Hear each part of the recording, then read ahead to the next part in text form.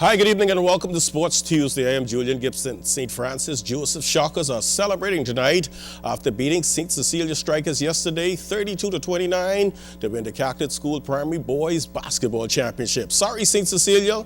I believe I got shocked too by the Shockers. A nervous time for Debbie says rule. Debbie, at least leave the fingernails on your finger. Uh-oh, St. Francis Joseph. Boy, they brought their cheerleaders out. The whole student body rocking and rolling, getting ready to shock somebody.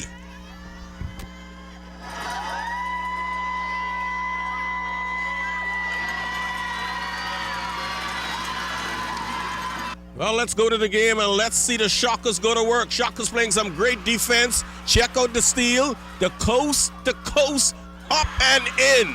After 3 quarters, folks, the score would be tied at 22. The Shockers would go to work in the 4th quarter. They would go on to outscore St. Cecilia 32-29 to win the ball game and win the championship. I tell them during the 4th quarter, we got to play defense in this 4th quarter. If we don't play defense, we can get beat. And they played some good defense down the stretch. Today, I felt like I played very well because I made a lot of free shots and drive into the man and scored. Were you concerned going into the 4th quarter the score was tied up? No, sir, because we prayed hard so we could win this game. How does the championship feel? It feels very well to get the trophies and come on with it. We were confident enough to believe that we could win the championship. At the first 2 quarters, they played very tough defense, but we found ways to break their defense. 4th quarter, the score was tied up 22 going into the 4th quarter. What were you thinking? Well, I was thinking that they would just overtake us because they came from behind and actually caught us up. But we figured out we found out that there's no way we could lose this game because we already had 1 championship game. How does the championship feel? It feels great. 4th quarter, going into the 4th quarter, the score was tied up. What happened after that? We fell asleep on defense. We just fall asleep on defense. If defense brings offense, if we have more defense, we would have won this championship right now. I guess it's a little bit disappointing for you, eh? No, the championship trophy come back next year. We didn't play good defense. I think we could have played way better, and we could have played good offense, but we didn't. Are you disappointed with the loss? Yeah, but I think we really played good though. Marathon Bombers will take place next year, February, but plans are rolling right along. Registration is going great. Even our very own Colin Trotman has signed up. Over the next 5 weeks, you're going to see really the town of New Providence starting to be blanketed with marketing collaterals. We're very pleased that the Department of Physical Planning has given us permission to immediately begin to erect our signage. And so there will be lawn signs and pole banners being erected, all in an effort to intensify awareness about the event. Numbers of persons starting to register. You seeing that influx? How's the registration going? Actually, for the marathon, our registration is very impressive. Already, in terms of international participants, we have more persons registered today than we had participating in last year's race.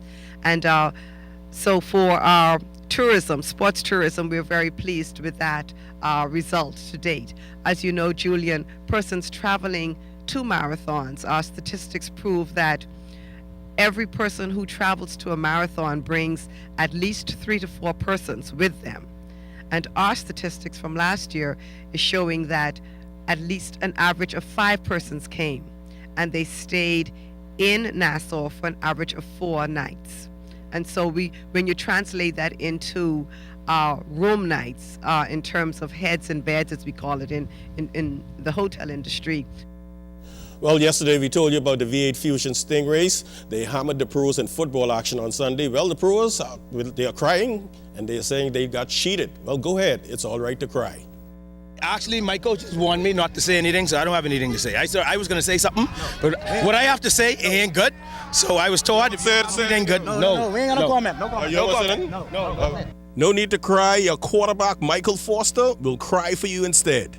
I feel that the You know, the officiating over the last 3 or 4 games for this has been ridiculous. It's been heavily favored to the other side, and we're not that bad a football team to be getting all those penalties.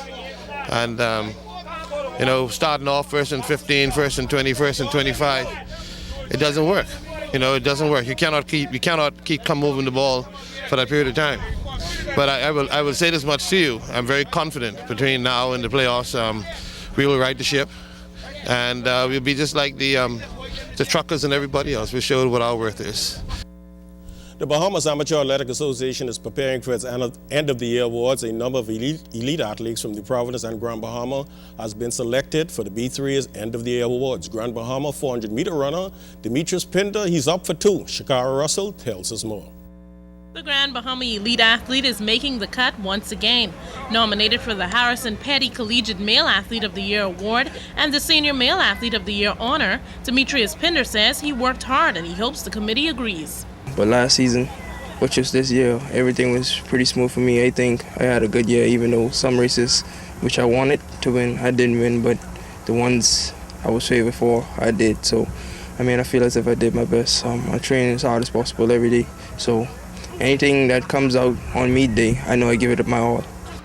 With a time of 44.78 seconds in the 400, the Texas A&M Aggie says he is now a professional runner and his career looks quite promising. So I went to junior college first, so my name wasn't really out there as much until I went to my D1 school. After that, everything went pretty good for me. I already got my deal with Nike, so I just staying in shape and maintaining that. Pinder says earning the title of a national champion is overwhelming and family support has helped him to persevere and achieve. I just want to give thanks to God for making me, for coming here, for coming so far in life. So I'm going to keep praising him. I want to thank my Church of God Temple, my mom and my dad for supporting me always, and the rest of my supporters who I never meet. And I know a lot of people love me, so I show them love back. Well, that's all the time for Sports Tuesday, but the Miami Sardians, they fired their head coach, Tony Sperano. So all you Dolphin fans in the Bahamas, you got a chance to sign up to be a head coach. Stay tuned. You got a forecast. It's still to come.